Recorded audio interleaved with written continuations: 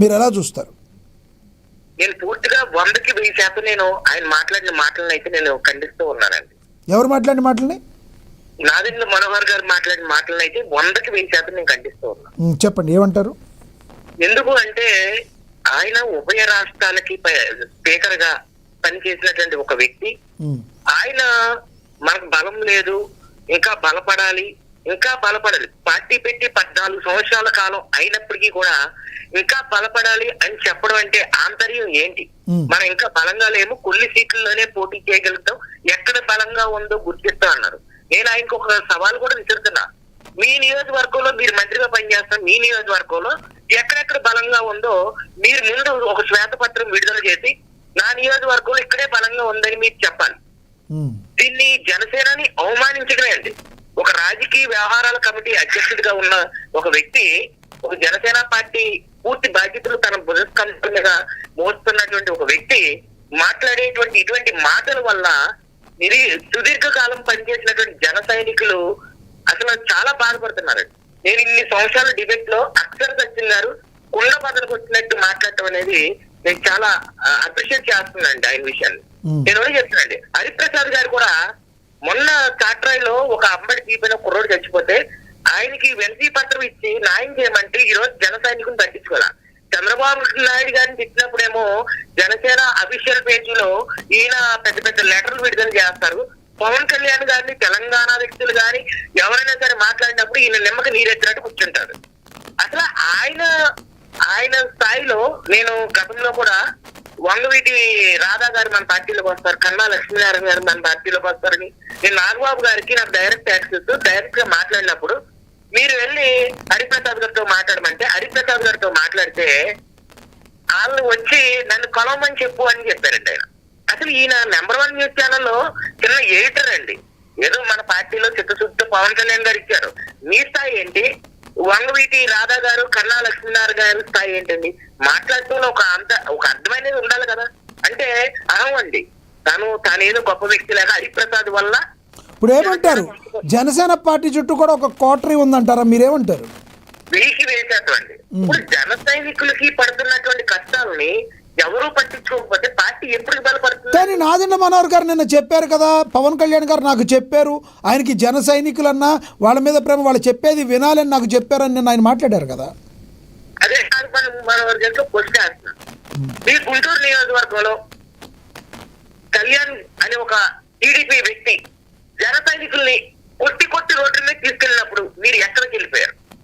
మీ గుంటూరు నియోజకవర్గం, మీ గుంటూరులోనే వీపూరి శ్రీదేవి అనే ఒక జనసేన మహిళ మీద ఇంటికెళ్లి దాడులు చేస్తే మీరు ఏం చేశారు? ఏమన్నా పట్టించుకున్నారా? మీరు ఏమీ పట్టించుకోరు. మిమ్మల్ని కలవాలంటే ఏదో ఒక తపస్సు చేసి బ్రహ్మదేవుణ్ణి ప్రత్యక్షం చేసినట్టు మిమ్మల్ని కలవాలంటే ఎవరికి అపాయింట్మెంట్ ఇవ్వరు. మీకు ఏం తెలుస్తాయండి? అసలు నేను మిమ్మల్ని కలవాలని 100 సార్లు ప్రయత్నం చేస్తే మీరు ఎప్పుడైనా అపాయింట్మెంట్ ఇచ్చిన దాఖలాలు ఉన్నాయి ఎవరికైనా? మీరు ఎవరికి సమస్యలైనా విన్నారా?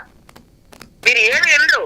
మీకు అధికారం అంటే మనం ఏదో కొన్ని సీట్లతోటి పొత్తు పెట్టుకున్నాం, నామకే వాస్తులాగా అలా పార్టీ. మీరేమంటారు? ఇప్పుడు చివరిగా చెప్పండి, లోకల్ బాడీ వచ్చే లోకల్ ఎలక్షన్లో జనసేన పార్టీ అనుకున్న సీట్లు తెచ్చుకుని తన సత్తా చాటుతుంది అనుకుని మీరు భావిస్తున్నారా? చివరిగా చెప్పండి. నేను ఒకటే చెప్తున్నానండి, ఈ రోజున జనసేన పార్టీ రాష్ట్ర వ్యాప్తంగా అనేక పంచాయతీల్లో చాలా అభివృద్ధి చేస్తుంది. ప్రధానమంత్రి సంబంధించినటువంటి అనేక స్కీమ్స్, ప్రధానమంత్రి గ్రామ సడక్ యోజన గాని, అలాగే national rural employment guarantee scheme ద్వారా గాని 14,000 కోట్ల రూపాయలతో మారుమూల పల్లెల్లో కూడా రోడ్లు వేయించి ప్రపంచంలోనే అత్యధిక సభలు పెట్టినటువంటి గిన్నిస్ రికార్డ్ అవార్డులు ఇంత డెవలప్మెంట్ చేసినటువంటి మన పార్టీ గ్రామీణ ప్రాంతాల్లో గాజు గలగలలు పాడుతూ ఉంటే మీరు వేగ్గా ఇటువంటి దిక్కుమాలిన స్టేట్మెంట్లు ఇస్తే అసలు జనసేన పార్టీ బలం పుంజుకుంది. జనసేన పార్టీ వల్ల అనేక ప్రాంతాల్లో రోడ్లు, ట్రైన్లు, నల్లాలు అన్ని జరిగినాయండి. గ్రామీణ ప్రాంతాల్లో జనసేన బలంగా ఉంది. బలంగా ఉన్న జనసేన పార్టీని నాదెండ్ల మనోహర్ గారు, ఈ హరిప్రసాద్ గారు మొత్తం చంపేస్తున్నారండి. ఈ వ్యక్తులు నాట్యాలని నచ్చింది చెప్తున్నాను. పవన్ కళ్యాణ్ గారు ఏం నమ్మినా ఏం నమ్మకపోయినా కానీ ఈ వ్యక్తులు ఉంటే కనుక జనసేన పార్టీ భవిష్యత్తు 2029లో 21 సీట్లలో సగం సీట్ల పైన ఓడిపోవడం ఖాయమండి. వీళ్ళు ఇదే తొందరగా ఉంటున్నారు. జనసేన పార్టీని భవిష్యత్తులో 100 సీట్లు పైగా తీసుకెళ్లాలని అందరూ అనుకుంటున్నారు. ఆ విధంగా కష్టపడుతున్నారు. ఈ వేళ్ళు ముందుకు తీసుకెళ్ళకపోతున్నారండి. Right. నేను ఒకటి చెప్తున్నానండి, జనసేన పార్టీ అవినీతి రహిత పార్టీ అండి. దేశంలో ఏ పార్టీ లేనటువంటి క్యాడర్ ఉన్న పార్టీ. ఎవరైనా డబ్బులు బిర్యానీ పొట్టాలు ఇస్తే మీటింగ్ వస్తారు. జనసేన పార్టీ అలా కాదండి. ఎవరు ఇవ్వకపోయినా స్వచ్ఛందంగా వారి డబ్బులు పెట్టుకుని పవన్ కళ్యాణ్ అంటే అభిమానం, పవన్ కళ్యాణ్ గారు చేసినటువంటి సేవలు, పవన్ కళ్యాణ్ గారు చేస్తున్నటువంటి ప్రయత్నాలు ఇవన్నీ కూడా ఆయన రాష్ట్ర Right, right, అయ్యప్ప గారు. తీసుకెళ్తున్నారు. అందువల్ల ఖచ్చితంగా నేను ఒకటి చెప్తానండి, నారాయణ మనోహర్ గారు ఇటువంటి స్టేట్మెంట్లు ఇవ్వద్దని హరిప్రసాద్ గారిని మార్చమని చెప్తున్నాను. హరిప్రసాద్ గారు ఉంటే వాళ్ళు జనసేనకు నష్టం అండి. ఓపెన్ చెప్తున్నాను. Right. ఏ జన సైనికుడు కష్టాన్ని పట్టించుకోవట్లేదు. అసలు చెప్పింది వినండి. ఏదో పవన్ కళ్యాణ్ గారు బ్లైండ్ గా వీళ్ళిద్దరిని నమ్మటం వల్ల జనసేన పార్టీకి నష్టమే తప్ప లాభం లేదండి. కొత్తగా మంచి ఇప్పుడు ఈయనున్నారండి, ఎవరు ఇంకో వ్యక్తి ప్రధాన కార్యదర్శిగా వచ్చారు. ఆయన బాగా చేస్తున్నారు కదండి. ఆయన ఫోన్ చేస్తే వింటున్నారు, అన్ని మాట్లాడుతున్నారండి. అటువంటి వ్యక్తులు తీసుకొచ్చి పెట్టచ్చు కదండి. అలా కాకుండా వేరే ఈ వ్యక్తులు ఫస్ట్ పవన్ కళ్యాణ్ గారు ఉన్నప్పుడు కానీ ఈ వ్యక్తులే ఉన్నారు. వీళ్ళు ఎవరిని పట్టించుకోవట్లేదు. గ్రామీణ ప్రాంతాల్లో చాలా అస్తవ్యస్తంగా ఉన్నది జనసేన పార్టీ. రైట్ అయ్యప్ప గారు, బలంగా ఉన్న నాయకత్వం లేదండి. అది రైట్. మీ అభిప్రాయాన్ని తెలియజేసినందుకు ధన్యవాదాలండి. మీ దగ్గర ఏదో టెక్నికల్ ఇష్యూ వచ్చి మీ దగ్గర అది పోయినట్టుంది లింకు. ఫోన్ల ద్వారా అందుబాటులోకి వచ్చినందుకు ధన్యవాదాలండి కోటిపల్లి అయ్యప్ప గారు. Yes right. లక్ష్మీకాంత్ గారు మీరు కంక్లూడ్ చేయండి సార్. కేవలం హరిప్రసాద్ గారి మీద లక్ష్మీకాంత్ గారు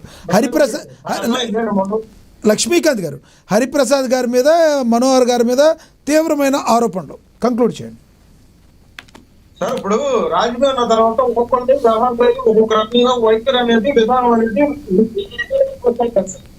కావాల్సింది ఏంటంటే రాష్ట్ర ప్రజలకు కావాల్సింది ఏంటంటే పార్టీ పట్ల ఉన్నటువంటి నాయకులు ఎవరైనా పనిచేస్తారో చూడాలి.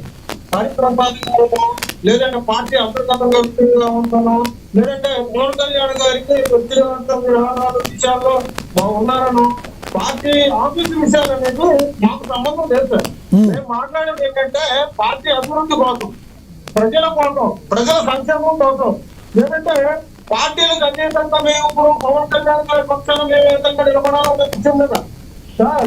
ఇప్పుడు నేను ఒక మాట చెప్తున్నా సార్, నాగల్ల మనోహర్ గారు గారి ఇటువంటి